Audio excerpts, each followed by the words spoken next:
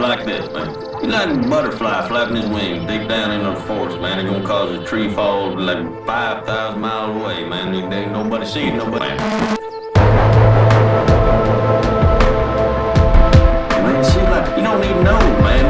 It's like you're born into this world, man. And you got like that, man. The dust and wind, man.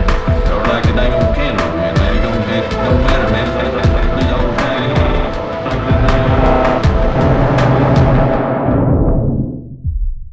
All right, Will Tanner, welcome back to the Jay Burden Show. How you doing, man? Doing well. Thanks for having me back on. Yeah, I'm glad to have you on. You and I have now met in real life. You can confirm that I'm a real person who exists and not an extremely convincing LLM program. But yeah, man, I'm excited to have you back on. I really enjoyed our last appearance. And this is a pretty big topic, so I think we can just jump straight into it. What do you want to talk with me about?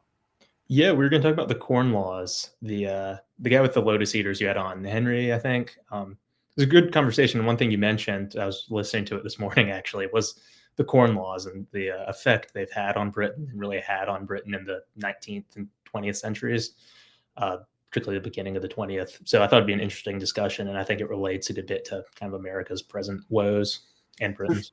So sure. I think that, I have less knowledge of this than you do, right? It's not my area of expertise. But I think it's probably worth talking about the different starting point America had, right? America was never really a feudal country, right? The South was more feudal than the North was, but that system of serfs was never something we really had. So do you want to speak to that at least a little bit, and then we can go into the corn laws more explicitly? Yeah, absolutely. There's one really good book on this. It's called like The British Gentry, the Southern Planter, and the Yankee Farmer or something. I forget the last one, but it's the British, I think it's the British Gentry and the Southern Planter. They're the first two. And it compares the British system of agriculture with the Southern plantation system and then the Northern family farm system. And one point he makes in it is if you look at Britain's agricultural success, because really up until the 1870s, it was the premier agricultural nation. All these innovations came from it.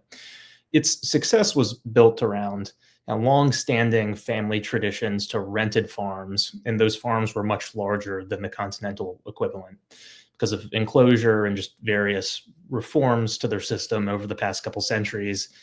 They'd had these couple 100-acre farms that made the use of the modern plow, even before machinery, much more efficient compared to the continent, so they could grow more food. And then that kind of transitioned into America because though that was in, say, the late 1700s, early 1800s, it really started happening. America was able to do that as well. And it did it in the South, which we had a different labor system, of course, slavery instead of tenant farmers with agricultural laborers. But the conditions were probably pretty similar for the laborers and the slaves in large respects. So the South was able to take this British system of large scale, large field farms and turn them into prosperous, economically viable farms. You could make a profit running a Southern plantation, though, of course, there are the moral issues that have come up more now than they did then. But then the Yankees had a very different system, unlike the semi-feudal South, which was really more feudal in dream than in reality. Which I love the South. I'm from the South, but it wasn't quite the chivalry they pretended to be. I've tried to write about some. But the North was very different. It was much more the family farm and the yeoman farmer as an ideal rather than the lord or rather than the gentry. So what you had there were these very small family farms, and it would be essentially what you could farm with yourself and later some children. So not that many acres. Not particularly good soil, and not much help from laborers other than those whom you could hire, but that's more expensive over the medium term than the other systems, whether laborers or British laborers or Southern slaves. So the North never really reached a point of economic viability with family farms. That the land would become more something once you plowed it for a while because it was no longer stump-riddled virgin territory, and you could sell it and move and try and do that again. but the income generated by it, particularly after the very early colonial period, it wasn't enough to raise a family on. You had to do other things. So John Adams was a lawyer. A lot of them tried growing vegetables rather than just the traditional white arable crops like wheat or corn. But it never really worked out in terms of making them prosperous in the same way that, say, the Virginia tobacco plantations were for a long time, or even the Virginia wheat farms were in the 1840s, 1850s, and Washington's in the late 1700s. So the North wasn't viable in the same way the South was, and that continued as they expanded west. These pioneers, particularly in the Ohio country, Ohio territory, you'd have to cut down a lot of trees to establish these relatively small farms. You couldn't produce that much grain on them. The soil was good, better than in much of the Northeast, but with stumps, it's hard to make a real profit growing on 10 acres if you're growing wheat and corn. Even if it's 20 acres, it's very difficult. You really need much larger scale like in the South or in Britain, where it's a couple hundred acres, and you can reap all the benefits of the innovations and productivity for farming. That then changed as America made it out to the West, particularly the prairie. And this is something Brands writes about in American Colossus, which is a pretty good book on the Gilded Age, though somewhat liberal coded. The prairie farms were quite large, larger than the British farms, larger than the Southern farms, thousands of acres, using modern machinery. And that's when American farming of something other than tobacco, cotton, to some extent, slave-grown grain, became economically viable because the scale was so great. And that's really when American farming overtook British farming, and when Britain's decline began. But it's also different because it wears out the soil much more than British farming did, which we're now seeing in topsoil loss.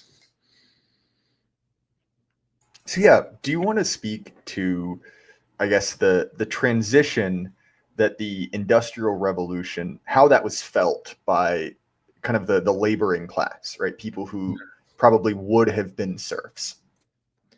In Britain or America or both? In Britain, right? Yeah. So just for context, in America, it's somewhat different skill sets that for agricultural machinery than just laboring, but to some extent that's overstated. In that book I mentioned a bit ago, the British Gentry and Southern Planter one, they note that the Virginians had success in getting slaves to use agricultural machinery to grow grain. So it wasn't impossible, it's just a somewhat different system. In Britain, that was more of a problem because their agricultural laborers, given that it's a small country and pretty highly populated, and arable land is limited because most of Scotland is used for pasture or for hunting, which was an intentional choice made in the late 1700s. The machinery used in agriculture meant that a lot of people were unemployed, and they already hadn't been making much. Maybe a couple shillings after housing and food a year, which is nearly nothing. So at the point where machinery began displacing them, that was causing pretty big problems for Britain. The industrial society, the mills, the mines, and everything were somewhat able to hoover those people up, but it was an unpleasant process. Really, the big thing in Britain in relation to agriculture and the industrial age is that it was the earlier agricultural revolution that enabled the first big industrial revolution in terms of feeding people and allowing the laborers to do something else than just be agricultural laborers. And the changes in the late 1800s, early 1900s were somewhat limited because those trends of laborers leaving the farms for the cities were already begun. But, it's always a painful process.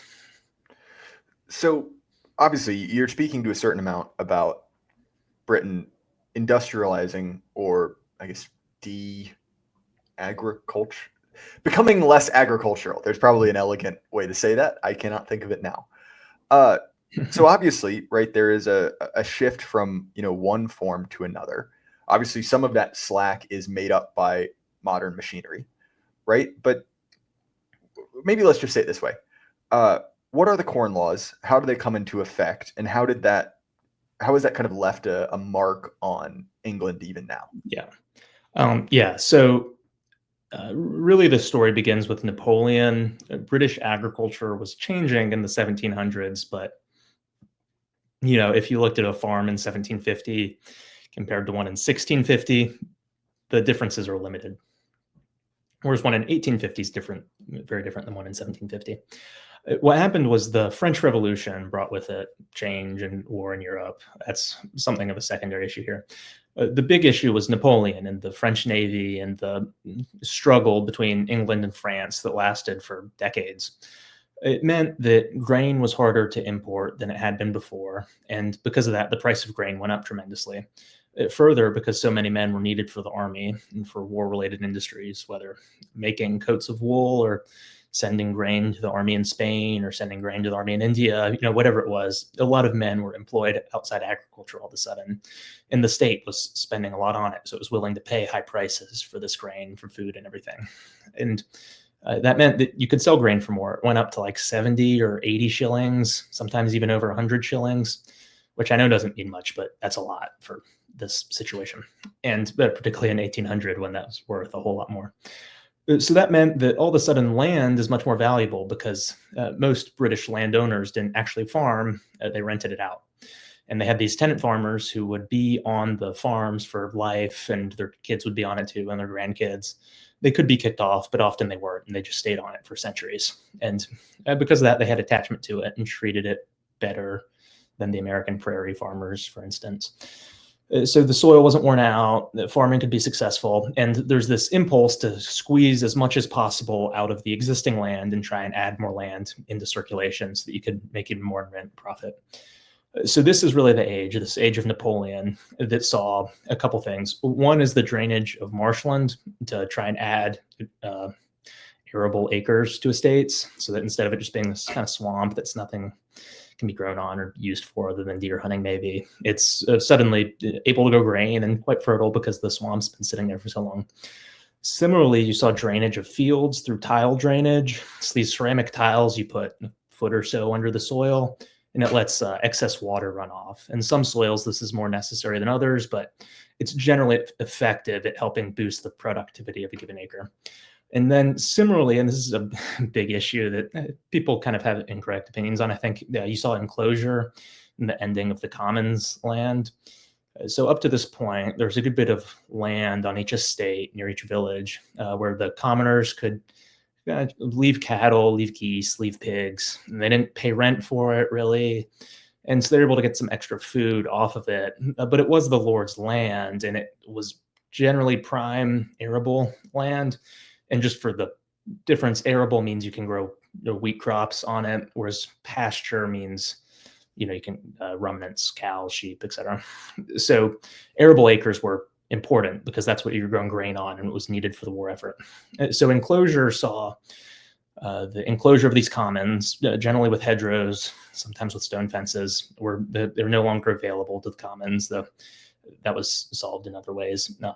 And the formerly somewhat small fields were bought up from the tenants and reshaped into these much larger fields in which there'd be one farmer on, say, 300 acres or 200 acres rather than 20 farmers each having 10 acres, which made it much more efficient, and that one farmer could grow a whole lot more and take advantages of scale. So you could get a better plow because he'd be using it more, get more horses or better horses because he'd be using them more. There's a whole lot of ability to push more productivity in the soil and get more out of it in terms of more grain. And that's really good when you can sell grain for 100 shillings a bushel, or a quarter, I think was typically the unit used. So it was a quarter, not a bushel, which is, a good bit more. But so because of that, all this land is coming into use and is getting a more productive use because of these improvements, whether it's enclosure, whether it's drainage, whether it's allowing tenants to have the scale necessary to use better plows. So you're getting a whole lot out of the soil, which is great because with the war with Napoleon, there aren't imports, so prices remain high, really, no matter how much you grow. That's not as good for the common people, but it was good for the farmers and the landlords, who are really the ones funding things. And so that encouraged the growth of more agricultural land and agricultural investment. So Britain suddenly has this excess of food, though prices are high, that it can push into an industrial workforce because not as many laborers need to be in the fields if there's much more productivity from the farmers and their somewhat more limited number of tenants, or their laborers, more limited number of laborers. So you can send people to the factories, send them to the mills, send them to the mines. and start having this industrial state that we think of with the Industrial Revolution. And on the other side of it, the lords were making much more money. The wealth of the landed elite in Jane Austen's novels really shines through and is a good example of it. So they just have more money. They're able to fund these things, whether railroads or mines or factories or whatever. And so that's all great. And it's going relatively well for Britain. But then Napoleon's defeated at Waterloo after being defeated earlier in 1814. And all of a sudden, there's no longer these restrictions on trade. So the House of Lords looks at the situation and doesn't much like that, because that's going to mean a fall in the price of wheat, which would mean a much larger corresponding fall in the amount they could charge for rent, because the farmer has to be able to make a profit and live. So rent has to fall a good bit more if wheat falls. But they didn't want that. So they instituted in 1815 what were called Corn Laws, which really restricted the import of wheat through placing a large duty on it so long as wheat was under, I think it was like 80 shillings or 100 shillings a quarter, which was relatively high. It was about what was going on during the Napoleonic Wars. So it meant the farming situation could remain stable and remain profitable. And so the lords kept being able to grow wealthy, and the farmers were growing wealthier, and all really landowners or people connected with agriculture were growing wealthier, because there were these laws protecting what they were doing from free trade and the potential ravages of it. And that's how the Corn Laws came into being, because they wanted to keep that state of things intact. So obviously, you've spoken to the wealth that this granted to the landed aristocracy, right? But how did that affect the common man, right? The man who was in need of 3 square meals a day. Yeah, it's a real mix because of local traditions and varying things. It was bad for some and good for others, which I know is trite, but it's important to remember that when you hear about how badly enclosure went, that was in a few places. Really, what's now called commonly the Cotswolds, I think was called that then, though you don't see the term as commonly. It's this area of southern England that's really agriculturally viable. And because it's so viable and just so productive, given the innate fertility of the soil, the situation there wasn't great for the laborers. And kind of, when you say common people, it's easiest just to refer to that as the laborers. The townspeople are always kind of a different group, whatever type of merchant they are. It's a different situation. But so the agricultural laborers in that area of England weren't doing great, because they were typically paid a cash wage, and it didn't buy all that much because the price of wheat was high and the price of housing was high. The only kind of exception to that was that some lords grew immensely wealthy, as I mentioned, because of this, and would plow that back into projects meant to help those laborers. The Duke of Bedford is a good example. He was known for building stone model housing for the laborers so they could live in that. It was much more sanitary than living in the typical hovels they'd live in, because otherwise to live in something, it was either expensive or you had to construct something in a day, which under the law of the time, if it was constructed in 24 hours, it couldn't be torn down and couldn't be charged rent for. So they would try and do that, but you can imagine what sort of housing can be built in a day. It wasn't great. The other side of it, though, is that in really northern England and I think it was the southwest, maybe, there are certain parts of it where the old tradition of letting the laborers live in the farmer's home and eat from the farmer's table remained intact. And that was probably more overall territory than just cash wage. So in that situation, they wouldn't be paid much of a cash wage, if any. It would typically be a small, semi-nominal one, but they would be living in the farmer's house, which was better than whatever hovel they would be living in otherwise. And they were allowed to eat at the farmer's table. So that meant instead of just eating bread every day, they're eating cheese, milk, meat, a good bit of bread. And because prices were so good for the farmers, they could afford to have a more bountiful table with better food on it. So in that situation, it worked out well for the laborers. So the living conditions were kind of hit or miss. The big thing was enclosure went poorly for a lot of them. Famously in Scotland, it meant, particularly on, I think it was the Duke of Sutherland's territory, which was hundreds of thousands of acres. It could also have been Devonshire, I can't remember, but the Scots laborers who lived on the land and had kind of just eaten oats before then were ushered off because they wanted to turn it into pasture for sheep. And that was a pretty bad experience for them. Similarly, in the rest of England, Before this, if they weren't living with the farmers, they were raising pigs, typically geese for eggs, on the commons land. So when it was enclosed, they were given however much cash it was worth. But really, that wasn't enough for them to, for the indefinite future, continue buying the sort of food they got from raising stuff on this commons territory. So they had to hope that the lord or the farmer would arrange for them to have some other space set aside, typically near their cottage, for a pig. That one of the customs was they would raise 3 pigs, one for selling the next year to buy 3 more, one for keeping and eating, and one for giving to the landlord for rent. So that worked out okay, but it was real mixed. Typically, it was not great for the laborers, but better. It created better conditions for pretty much everyone else in society. So how did this, and I realize this might be a more in-depth conversation you're prepared for, but how did this affect the kind of global markets, right? Because obviously, you have things like the Crimean War in what's now the very important sovereign nation of Ukraine. You also have the kind of like burgeoning, power that is the US. So what do we see with the kind of global wheat markets, if you can speak to that? Yeah, that wasn't really an issue until the 1870s and 1880s, and it became an issue after the Corn Laws were ended. Before they were ended in 1848, which we'll probably want to talk about in a minute, and really before they became a problem in the 1870s, there wasn't enough of a global market for it to be a big deal.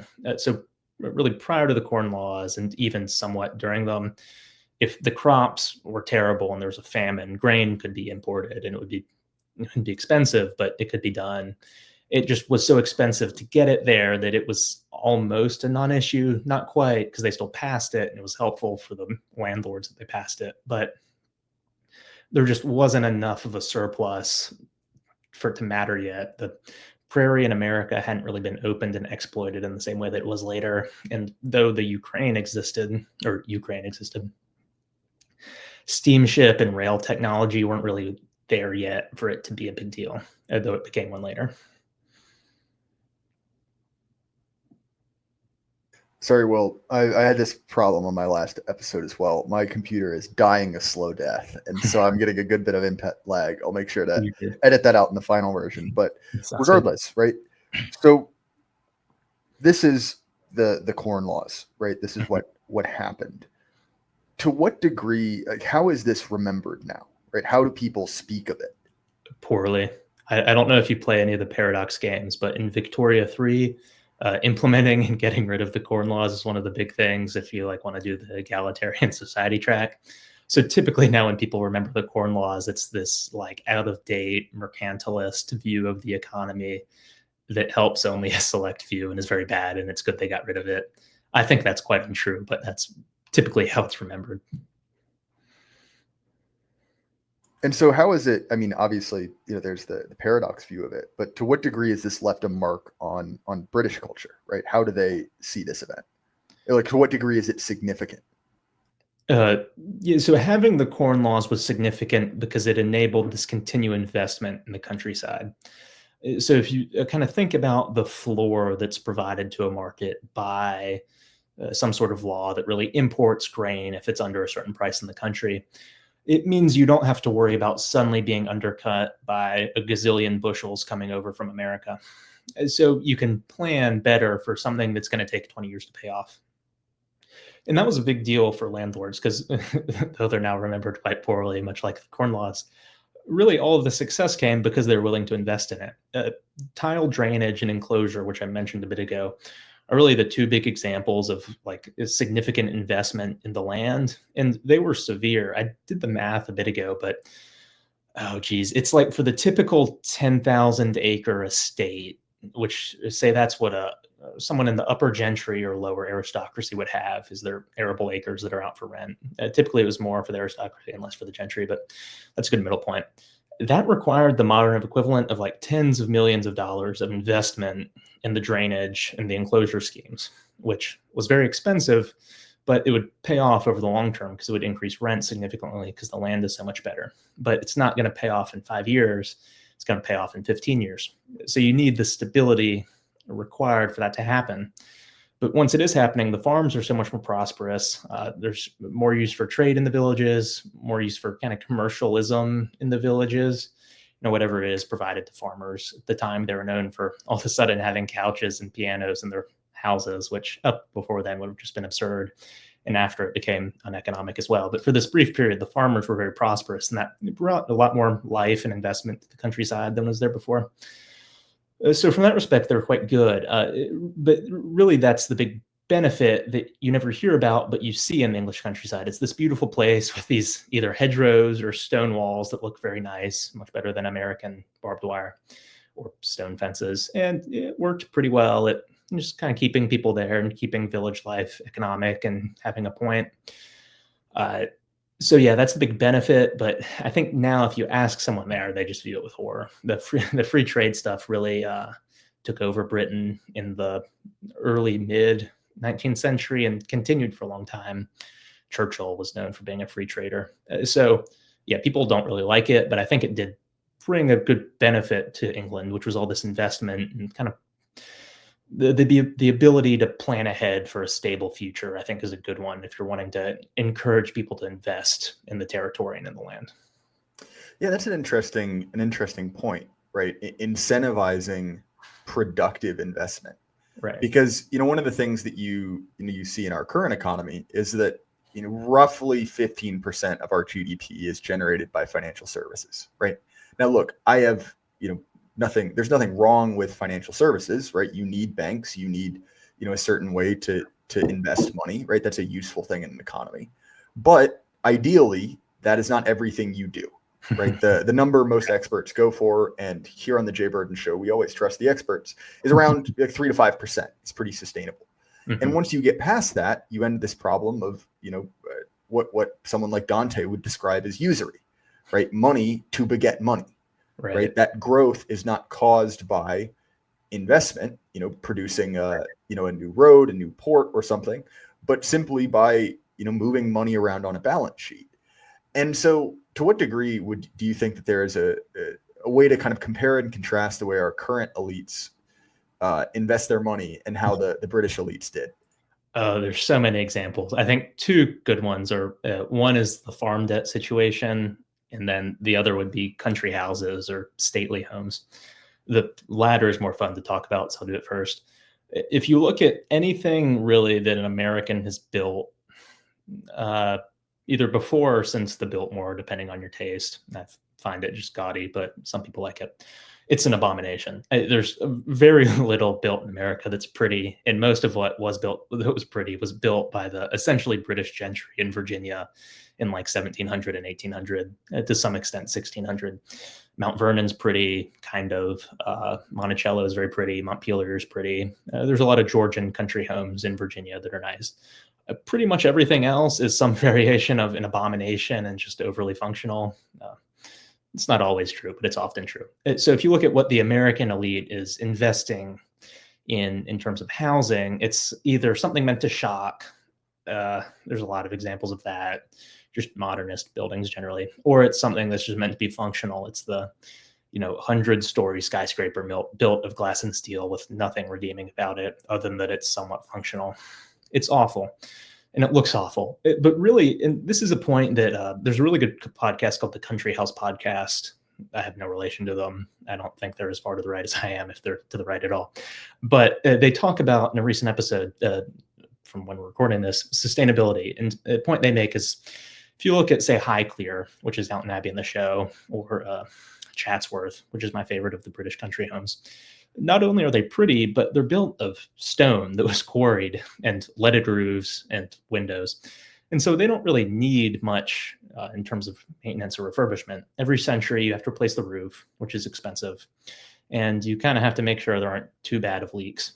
And inside, you want to polish and sweep things and all that. But the houses themselves are going to last for a millennium, if not longer, because they're built of rock and it doesn't really erode. Whereas the American skyscrapers and similar buildings, they just fall apart. Those things are constantly needing maintenance. They're often breaking or breaking down if the ground underneath them doesn't shift, like that tower in San Francisco that's already out of action because of it. It's just, there's all these problems with modern buildings because they don't last and they're not built to last. Whereas the British ones, or the British of their heyday, so the horse guards in London or these stately homes in the countryside, they were expensive and they're expensive to maintain, but they're built to last. And that's because the people building them expected to last. Their ancestors had quite literally come across with William in most cases in 1066 and had been people of note since then.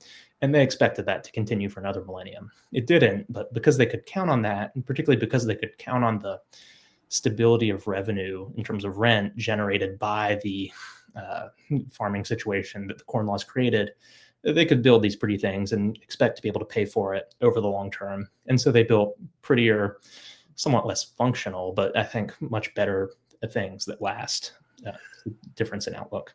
Well, that's an interesting point, right? Which is how do our elite view wealth, right? Because look, like, let's be honest, human nature being what it is, humans always want to show off, right? Now, within that, right, if we accept that as a premise, there are vastly better and worse ways to do such a thing, right? You can look at the kind of conspicuous consumption of, sports players or, music stars, right? That do very kind of like gaudy and disgusting things with money, right? If you've ever seen, I can't remember what they call them. It's a big thing in Houston. They call it like bottle wars or something, where the whole point of the game is to buy, a more expensive bottle of alcohol than your opponent and then dump it out in the club. Now, obviously that's not a particularly useful form of that. Whereas, when you have a healthy elite class, right? When you have people with money who know what to do with it, the competition is much more pro-social, right? So in my hometown, which you visited, there's a very prominent statue in the middle of it, devoted to a man who gave away all of his money and started a free hospital, right, in the late 18th century. And for that, he was rewarded with, there's a street named after him. He's got a park. He's got a big, impressive statue in the middle of town. And sure, if we can be ultra cynical, we can view that as, he just wanted people to think nice things about it, which probably wasn't, entirely true. And there were probably some noble inclinations there. But even if we take it at the least charitable reading, well, at the very least, people got a free hospital, right? It was a pro-social thing to do. And so when we look at these displays of wealth, I think that there's something to consider about that as well, right? Which is like, well, how do people, one, show off their wealth, but how do they view the idea of conservation of wealth? Right. Because one of the things you'll see, great examples are the kind of like boomer rock stars, like someone like, I don't know, Sting comes to mind, who basically said, my kids aren't getting anything. And this idea that, I will just dispose of it all. It's mine. I earned it. And that's fundamentally different to this kind of, generational wealth that builds not only one family's fortune, but also a group of clients around them, right? If you had a doorman, well, he was employed by you. And to be honest, if he's still alive, probably your kids, if not, then his kids. And now you have a steady multi-generational job with dignity to it, right? This is something that even the American elite were quite good at, right? If you hear these stories all the time, right, about, the servants of these kind of like American families. And if, you died in service to that, wealthy person, well, it was generally expected. It was your job to provide for that child, right? It would be shameful and embarrassing if they were living in abject poverty. Right. In some cases, right, even the kind of like robber barons of the 20th century, this involved sending them to boarding school, sending them to the Ivies. And some of these, children or these orphans of servants went on to become very wealthy, influential men in their own right. And that sort of kind of pro-social attitude, which is based in two things. One, a desire to see your line continue to have something great into the future, but also a sense of ownership in society, right? This is my culture and I owe it something. I mean, it's shockingly different to what we see from our current elite. Yeah. I'll get back to the financial aspect in a minute, but this is a really good point because it's like the difference in mindset. Of course, the British landed elite had its black sheep and all that, but generally, and it's, I think, much more useful to look at these things in terms of generalizations, they were pro-social-ish people. Somewhat, they accumulated wealth on a grand scale and to some extent spent it on wine and consumption and showing off. But also they generally used it to serve the point of wealth in Britain in, say, 1830 wasn't to just infinitely generate more returns on some abstract corporation headquartered in Delaware like it is now in America. It was much rather, well, I'm a country gentleman. I'm either a country squire or a baronet or a peer. So I really ought use my wealth to serve the state, whether that means I'm going to be an officer. And you mentioned Crimea, who was it that was charging in the Light Brigade, the guns at Balaclava? It was the landed elite generally. They're the ones on horseback, and they're the ones doing that sort of thing. They were quite brave, most of them, and they wanted to serve the empire and serve the state. Or they were a member of parliament. Lord Ernest Hamilton is a good example of that. He kind of served parliament for a while. There are a lot better statesmen. The Marquess of Salisbury is famously a late Victorian statesman, or Palmerston. But they served the state. The point of wealth was to be able to serve rather than just generate more wealth. And attached to that domestically was the concept of noblesse oblige. So whether it was like the Duke of Bedford building better houses for the laborers, or it was doing something else to try and help those around. My favorite example is the Fitzwilliam family in the North, where they owned a large number of coal mines, but instead of just running the coal mines like plutocrats and just not caring at all if their employees died, they were much more concerned about safety precautions, and their mines were the golden standard in the country of a safe mine for the miners in it, based on the conditions on the ground rather than some generalized standard. So they were quite beloved by the miners, which, if you read about mining in the mid 1800s, is shocking that the miners liked them. But the miners did love them. And when it later came to nationalization under Attlee, and I don't think nationalization occurred under Churchill, but he didn't really reverse it. The state was taking over these mines, and the miners of the Fitzwilliams revolted and were threatening to strike and unwilling to mine for a long time. And it was eventually settled by the government, which was awful. But the miners did care, and there was this bond, like you mentioned, between the lords and the common people, which you don't really see in America and haven't seen for a long time, and you don't see in England anymore. But it did exist, and it was because of their mindset. Well, and this is something, this is going to really mess up the timeline of this podcast. But I'm recording this on the same day that my episode with Harry Robinson came out. And he was speaking about the current ongoing farmers' protests in the UK. And one of the things he mentioned was that there's been this kind of scar left by how harshly the miners were treated, right? It's sort of a Jan 6 level treatment, right? They were smashed.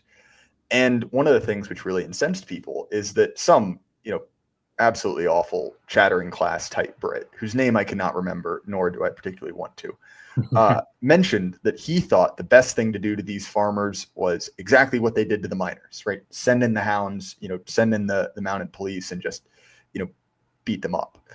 And again, when we talk about this idea of noblesse oblige, right? Obviously, any society is hierarchical. Some of that is just objective, some of it social, right? People have always turned their nose up at those who had, kind of like rude or common manners, right? There's no getting around that. Mm-hmm.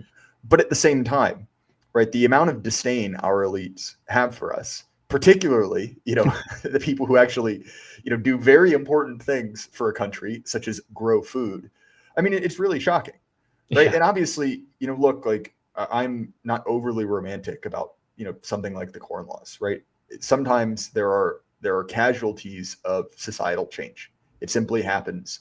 And you can't even imagine a world in which, the UK is this sort of like feudalist North Korea, right? Just completely, bypassing the flow of time. Although, to be honest, they'd probably be better off for it, but maybe it is, again, something to consider somewhere else.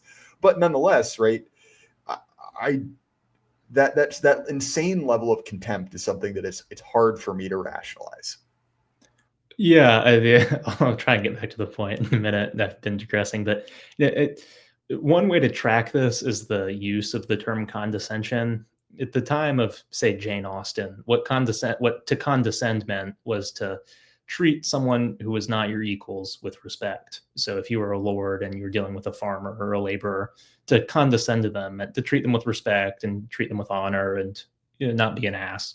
Whereas now, to be condescending means to just be an ass to people who are below you, even if you have no real station. Like the professional managerial class is very much not a gentry in terms of outlook or wealth or anything, though they try and act like it. And so when they're condescending to a plumber who's making more than them and is probably a better person than them, it's of course upsetting. But just if you look at how the term to condescend is used, I think it really shows how things have changed, where it used to mean respect and now it just means being an ass. It's a difference in outlook between then and now.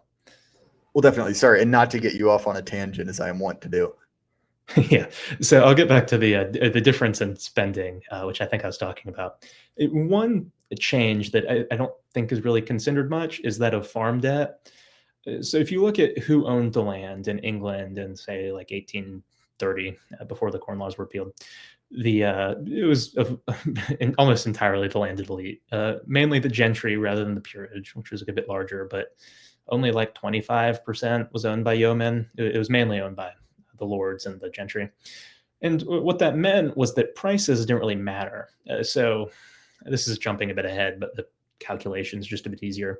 In 1900, an acre of farmland in England was worth about 20 pounds, which, if you look at kind of pounds to dollars and dollars from then to now, translates to somewhere around $8,000. That might be an overestimate, but not really by much. Which, if you talk to a farmer, say in southern Georgia, the price at which land is useful to a farmer is at its maximum right now, $2,000. So it's 4x over what it could be if it were the farmers buying it. What that means in America now is that either farming isn't done, which is often the case, and it's just left as an investment of some asshole, or the farmers try and buy it using debt, and then it's too expensive and they're just weighed down by debt and go broke. And it's a bad situation either way. It means we're not producing food, or if we are, it's at the immense cost and livelihood and financial conditions to the farmer. But in England at the time, 1900 was different, as we'll talk about in a minute, but say in 1830, it didn't really matter. But lords or upper gentry would buy plots of land, not because they were going to get an immense economic return from it. They wouldn't. If they did, it would take decades for it to even pay off, much less turn a profit, but because they wanted to round off their estates and it'd be nicer and easier to manage and all that. And the return would come from it being easier to manage rather than just the acreage. So the price didn't really matter. It was a good investment and land kept going up in value, but it wasn't hurting the farmers that land was so expensive. If anything, it meant that what they did own was just worth more. So it's a very different situation. And I think it was one that was probably much better for the farmers. Of course, Americans who never have really paid cash rent, if anything, it's been sharecropping. I don't like the idea of being tenants to some guy who owns 100,000 acres. It did work out much better for the British than our present situation of immense farm debt and usury works out. Well, that's actually an interesting point, right? Because I'm at kind of conflicted feelings about this, right? Because on one hand, everything I said earlier about like sometimes social change is necessary. It simply is, right? You're kind of swept along by the spirit of the age, and you can't really avoid it. But on the other hand, I do think that there is a benefit to widespread ownership, right? Mm-hmm. There's a benefit to not just the elite, but having everyone in a society have something at stake. Right. Like when we talked about Rhodesia, one of the things we mentioned was a property requirement to vote. Right. Basically, the idea was in order to have a say in society, you have to have something to risk. Right. And this is a problem that they even had at multiple points in the history of Rome. Right. Mm-hmm. Which is we have these giant plantations, and the actual Romans, right, the legionaries have almost nothing. Right. They have to just sell their land. It's not practicable. So do you think that there was any sort of negative to that kind of consolidation? I think there definitely can be. I'll contrast it with something just to make the comparison. I've been reading Runciman's History of the Crusades. In Volume 1, he mentions that one of the main reasons for the decline of Byzantium as an imperial power was that landlords, because land was really the only safe and good investment, would buy up a lot of land. So at first it sounds like Britain. But then, because they didn't really care about the people on it or have any connection to them, nor did the people on the land they bought have any rights, they would just send those people away, like happened to some extent in Scotland, and replace them with sheep, because it was more prosperous and profitable for the landlord to have sheep farming than arable farming with tenants. And that was bad for the Byzantines, because originally those Anatolian peasants, who at that point just starved to death, had been the farmers who served in the army and had defended it, and were the hardy stock of people who could actually fight without the state having to rely on mercenaries. After the landlords did that, they never really had any soldiers and had to hire mercenaries that went horribly. So it definitely can go very badly, even if it doesn't end in 1848 style revolution. It can just end in all sorts of awfulness for the state with the hollowing out, which I think we've seen in America industrially. The owners don't really care about the people, so they just get wiped out, and it's different because it's not land, but it goes poorly. Well, and this is a point that Burnham makes, right? Brief digression, never happens on my show. The inability of people to understand that you can cite a thinker without endorsing everything he ever thought never ceases to amaze me, right? We're currently in the midst of a big brouhaha where absolute big brain, just noted intellectual of our age, James Lindsay, is really patting himself on the back for submitting a paper to a friend of the channel, the American Reformer, right? Where he plagiarized some Marx, changed 94% of the words, and then said, haha, you have accepted it. And in that big fracas, he's come up with as well that, one of these big, dangerous woke right thinkers is James Burnham.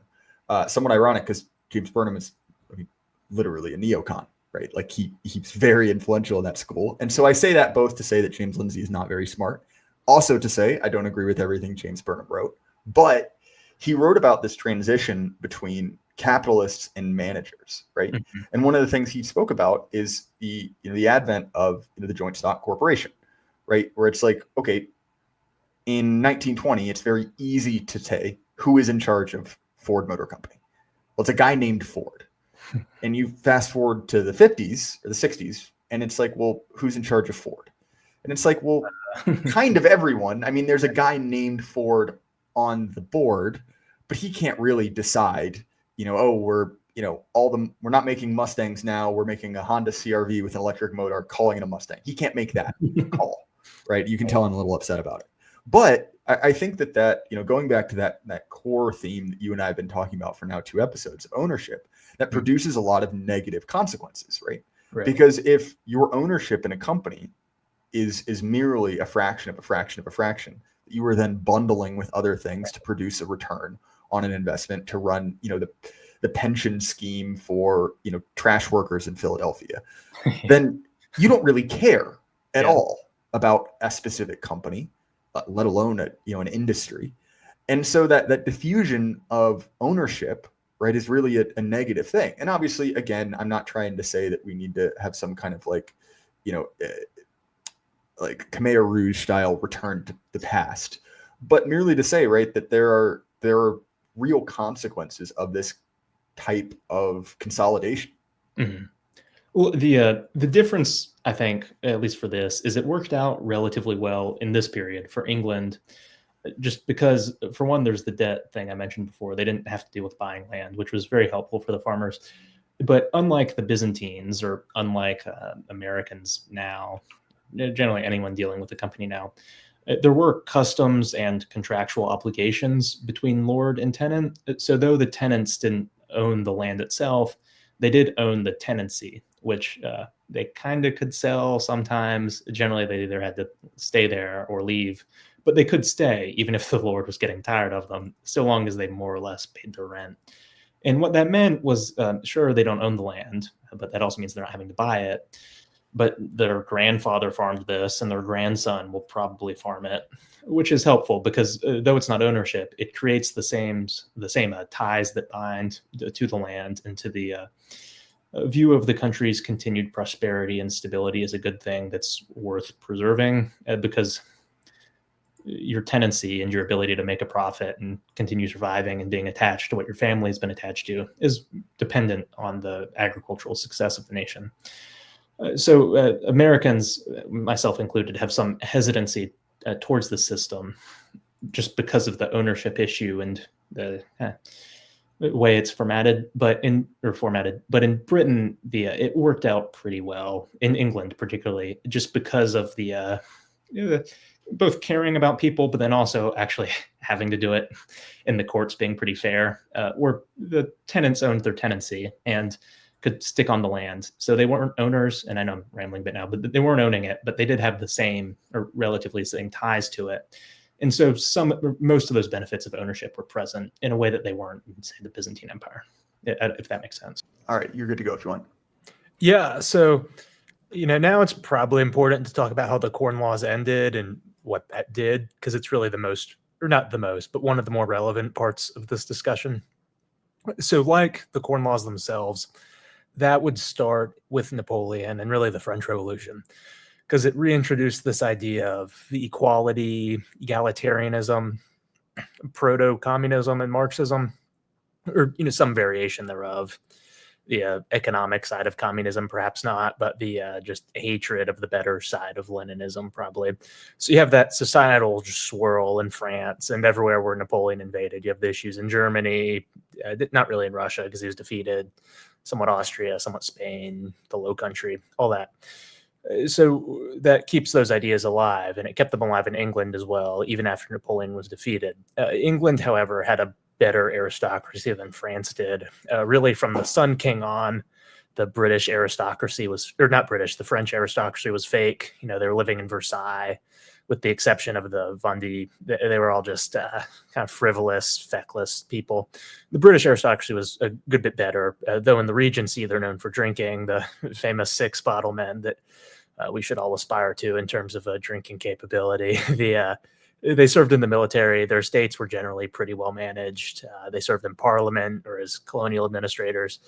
They did a good job of being useful elements of society rather than societal parasites. So you don't have the utter hatred you do in France, but you do have the simmering societal tension because these Corn Laws have made food much more expensive, at least in some cases, for the kind of lower part of the population that's eating a lot of grain. Meanwhile, it's making these landlords, and to a somewhat lesser extent, but still occasionally large extent, their tenant farmers quite rich, just because the price of grain's kept high, so they're wealthy. So that's leading to this simmering tension.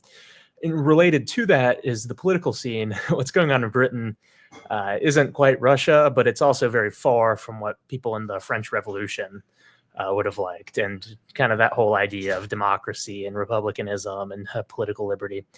The British were free, but it was largely the aristocracy that controlled things, whether through rotten boroughs or having their tenant farmers vote in a certain way. They could make elections go more or less how they wanted in most cases. So the High Tories, as they called themselves, kind of the traditionalist right, had a pretty firm grip on things. Lord Wellington, the Duke of Wellington, became prime minister. You get that vibe from the situation, where it's this somewhat hard rightism, kind of, at least in terms of hierarchy and respect for it, enforcing the Corn Laws, making sure they stay in effect, as this desire for more democracy among certain parts of the population grows, and is supported by really the same part of the population that very much dislikes the Corn Laws, because either it's making food more expensive for them or for their workers, and they see that as a problem. So that culminates in 1832 with the first Reform Bill, which it wasn't, it's also called the Great Reform Bill. It's somewhat less problematic than you might think. It wasn't full democracy like in America, like you got with Jackson around the same time, where just any white man can vote. It was more lowering the wealth threshold needed for voting. They, unlike us, didn't do it based on the value of land that you held, but rather on the rental value of that land. So it had to be a certain number of pounds per year rental on your land holdings or on the farm you're farming as a tenant to vote, which largely screened out the middle class and the non-farming middle class, and of course screened out the laboring poor. That was creating something of a societal pressure tank. And the British, and including the aristocracy in the early 1830s, was worried it was going to blow.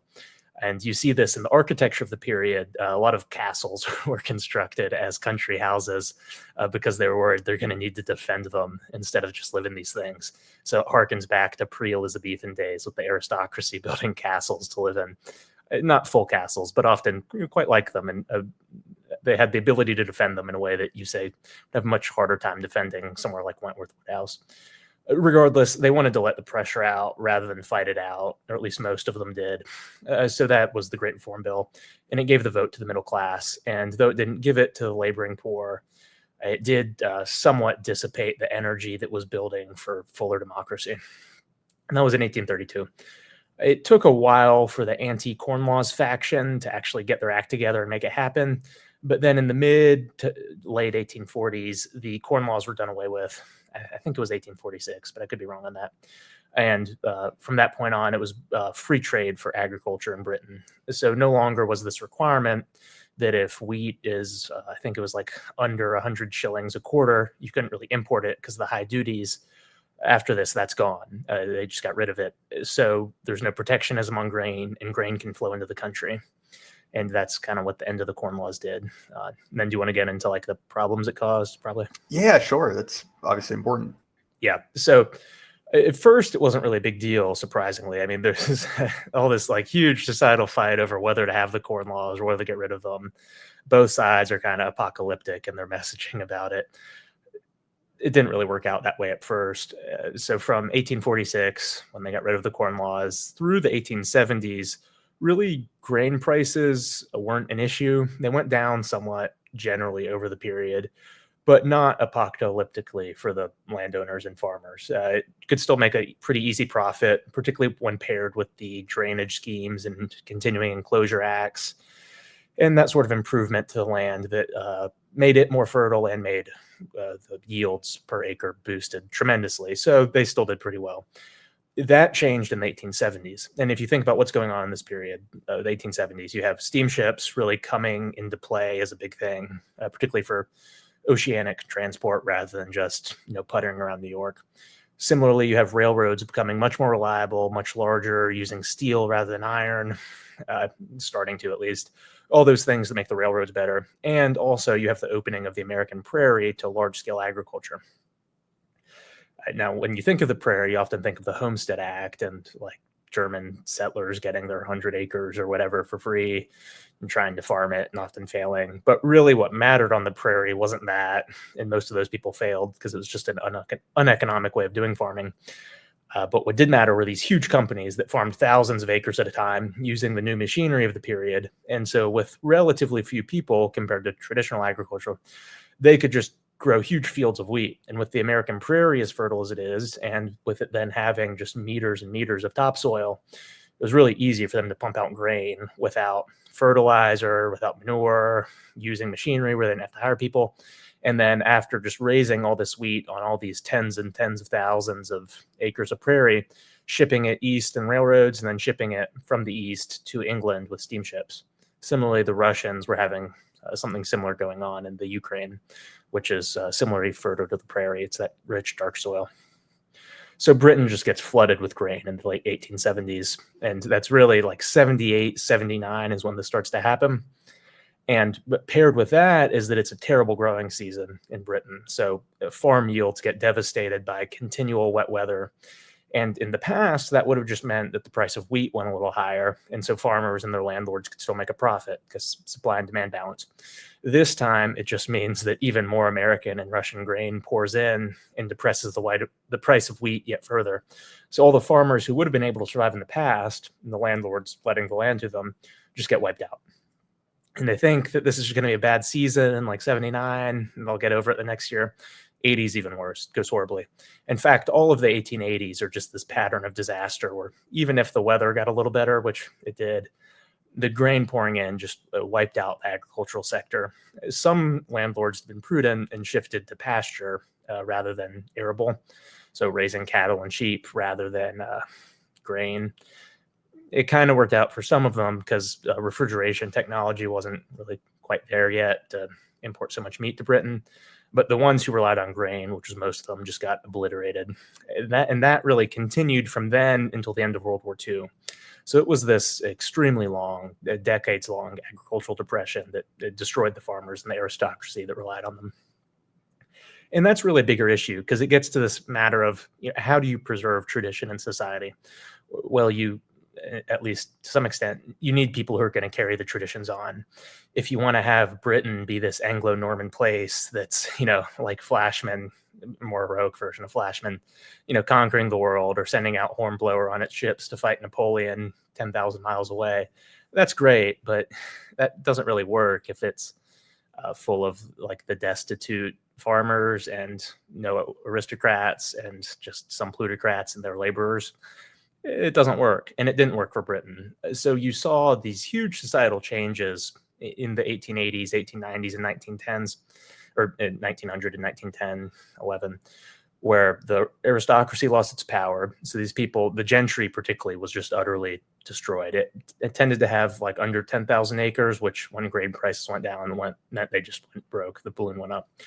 So all these people who had, instead of working, and at least working for pay, been either serving in parliament without pay, serving in the army with like nominal pay that didn't really even pay for how much they drank, or serving in the colonial administration for similarly nominal pay because they didn't need it. They could just rely on the rents. They're all gone. And so you have to replace them with someone, and they were replaced with bureaucrats. So you get Britain becoming this just tyrannical place where like you can't even cut down a tree in your backyard anymore because some council member or other who's being paid by the state for hectoring you will tell you can't do it.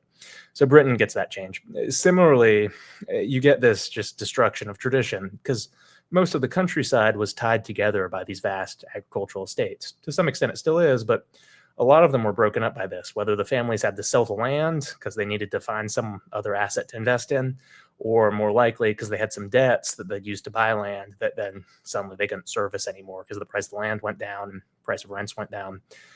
The estates get obliterated. It largely goes to small farmers, but the problem with that is that the small farms aren't really economic for machinery. So Britain goes from being the world leader in agricultural technology, agricultural improvement, to falling behind because the people who would be investing in it no longer have the resources to do so. And instead, it's more like the American prairie where these small farmers own the land, and that might make you feel good, but they don't have the resources to invest in these hugely expensive drainage schemes, enclosure, utilizing machinery properly. And so the countryside gets destroyed. Investment stops pouring in. And the traditions surrounding it, from fox hunting to pheasant shooting to the various balls and country house parties, all fade away.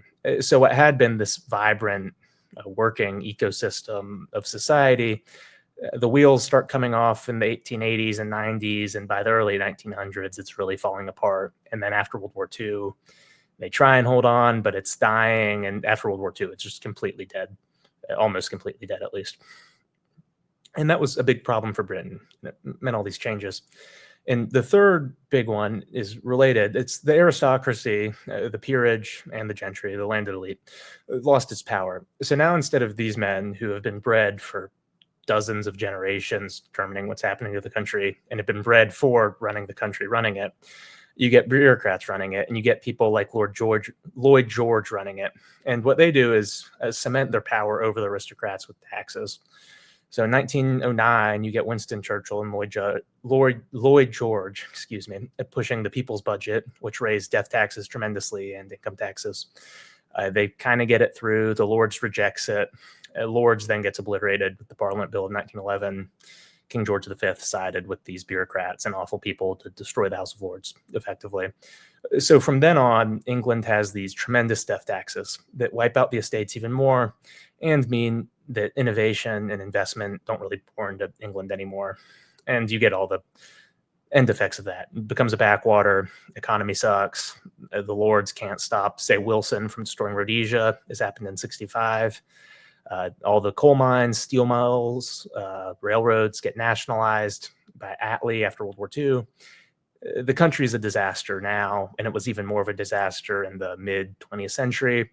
And a lot of those disasters stem from the aristocracy being replaced due to these economic conditions by the bureaucrats and the socialist politicians and just all the typical sorts of scummy people you get in that sort of world.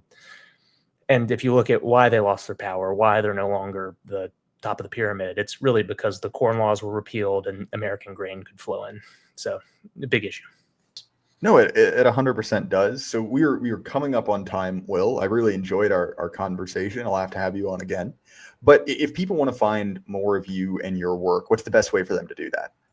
Yeah, I'm Will Tanner on Twitter, Will_Tanner_1. And I'm on the Substack at theamericantribune.news. And if you go on there, you'll see I started a podcast called The Old World, which is kind of about this type of thing. Well, and as a recent subscriber to it, I quite like that podcast. I've been listening to it more, and so I will both link it and wholeheartedly endorse it. Will does good work, and you should check it out. Again, man, thank you so much for coming on. This was fun. Yeah, thanks for having me on. It's fun. As far as my stuff, the Jay Burden Show is available on Apple, Spotify, YouTube, anywhere you listen to podcasts. If you want to support us, the two best ways to do that is either directly. I have crypto links in the description, and the market's hot, so guess what? Why not throw me some money? Or if you want to do it indirectly, our sponsor, Axios Remote Fitness and Coaching. High quality, getting more and more guys every month signing up, and people are really happy with it. As you can probably tell, I've been a little bit sick, so I haven't been hitting the gym, but JD does really good stuff. I like him. I like his business and highly recommend it. And everyone at home, keep your head up. Life can't last forever. Good night.